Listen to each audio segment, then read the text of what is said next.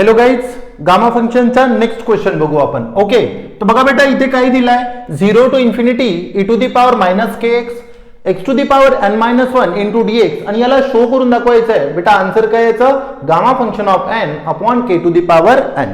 Okay, तर चलो बेटा चालू करू.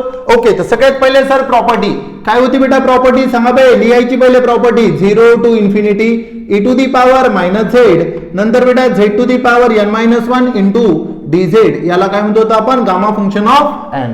ओके, आणि बेटा कंडिशन काय दिलं होतं बे? निंजा टेक्निक लिहून दिली होती. हा, नंबर 1 वर काय करायचं बेटा? पुट करायची व्हॅल्यू.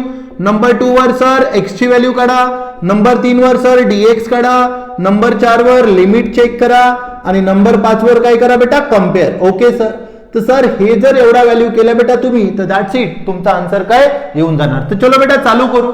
सर आता इथे जर बघितलं तर आम्हाला बेटा फक्त मायनस झेड पाहिजे. इथे काय रे? Minus k x. तर बेटा जे पण एक्स्ट्राची व्हॅल्यू हे बघा, मायनस सोडून जे पण असेल त्याच्या ठिकाणी काय करणार आपण? पुट. ओके, तर सांगा काय लिहिलं असतं sir? K x is equal to काय लिहिलं असतं बेटा? झेड. ओके सर, नंतर तर एक्स इज इक्वल टू काय आलं असतं बेटा? झेड अपॉन हा कुठे आला असता? खाली. एवढं तर येते ना भाऊ. सर हा मल्टिप्लाय मध्ये, इकडे आला तर कुठे येणार? डिवाइड मध्ये. तर नंतर काय करणार बेटा? Differentiate with respect to x. Okay sir, sir x चा डेरिव्हेटिव्ह काय होतो? dx. सर इथे झेड आहे आणि हा कॉन्स्टंट आहे बेटा. कॉन्स्टंट ऑलवेज कुठे येत असतो? बाहेर. तर के बाहेर, इथे काय राहिलं असतं बेटा? dz. तर आपल्याला dx ची व्हॅल्यू काय मिळाली असती? 1/k इंटू काय? dz. ओके, लक्षात ठेवा. मग घेऊ डेरिव्हेटिव्ह जर असेल बेटा, डेरिव्हेटिव्ह जर असेल आणि डेरिव्हेटिव्ह सोबत कोणता पण एक कॉन्स्टंट असेल. ओके, काय असेल? कॉन्स्टंट. आणि कॉन्स्टंट सोबत व्हेरिएबल एक्स असेल तर बेटा याचा डेरिव्हेटिव्ह काय होतो? कॉन्स्टंट होतो. ओके, लक्षात ठेवा. मतलब sir d upon dx 5x असेल तर बेटा याचा डेरिव्हेटिव्ह काय होतो? 5. ओके, काही मग म्हणत सर आम्हाला ते येते सर हे बेटा, काही तर तुमच्यापेक्षा खतम राहते, ज्याला तर हेही नाही येत. ओके, म्हणून सांगत आहो बेटा कॉन्स्टंट सोबत व्हेरिएबल पाहिजे. नाही तर सर तुम्ही तर म्हणलं होतं कॉन्स्टंटचा डेरिव्हेटिव्ह. सर बेटा फक्त कॉन्स्टंट असेल तर त्याचा डेरिव्हेटिव्ह 0 होते. ओके, हा, तर चलो बेटा सांगा 1/k बाहेर आणि z चा काय लिहिला? dz. ओके सर, झालं. हे बघा, पहिले पुट केली, x केली, नंतर काय? dx. आता काय राहिलं रे? लिमिट. तर सांगा बेटा काय लिहिणार? लिमिट चेक करणार. ओके, तर लिमिट सांगा सर. पहिली लिमिट काय होती? 0. तर x टेन्स टू 0. देन बेटा z च्या ठिकाणी काय येणार? तर सांगा सर x च्या ठिकाणी 0 इंटू k काय झालं असतं बे? 0 सर. नंतर दुसरी limit sir x tends to infinity. Then बेटा z टेन्स टू काय झालं असतं रे? z tends to. तर बेटा k इंटू इन्फिनिटी काय झालं असतं? k infinity.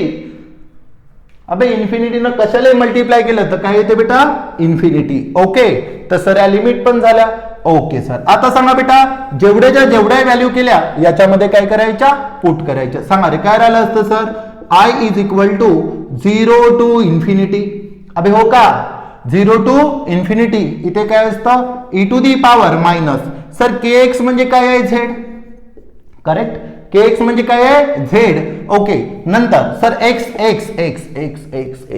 बेटा x म्हणजे काय आहे बे? x म्हणजे काय आहे? झेड अपॉन के. काय आहे? झेड अपॉन के. तर लिहिलं असतं बेटा झेड अपॉन के. त्याच्या पॉवर मध्ये काय बे? n-1. त्याच्या पॉवर मध्ये काय? n-1. ओ त्याच्या हा अटकला नाही भाऊ, तुम्ही खतम झाले. हा, ओके, काय लिहिलं असतं इथे बेटा? x च्या ठिकाणी काय लिहिलं असतं? झेड अपॉन के. हे बघा झेड अपॉन के आणि हा पॉवर काय आला असता? n-1. हा, नंतर सर dx म्हणजे सगळा dx म्हणजे काय बे? 1/k आणि इंटू काय? dz. तर 1/k इंटू काय? dz. ओके सर, हा सांगा बेटा 1/k कॉन्स्टंट तर कुठं बे? बाहेर. Sir limit 0 to infinity e to the power काय? Minus Z. e to the power minus Z. हा, आता इथं पहा सर पॉवर जर असेल तर बेटा यालाही जाणार आणि यालाही जाणार. हा, कसा सर? हे असा a to the power m असेल. अरे असं नाही सर, a अपॉन b असेल बेटा आणि त्याच्या पॉवर मध्ये काय? m असेल तर काय होते? a to the power m आणि b to the power m. बघा याला पण जाणार आणि याला पण जाणार. एवढं मॅथ आलं पाहिजे भाऊ. हा, नाही सर आम्ही तर खतम.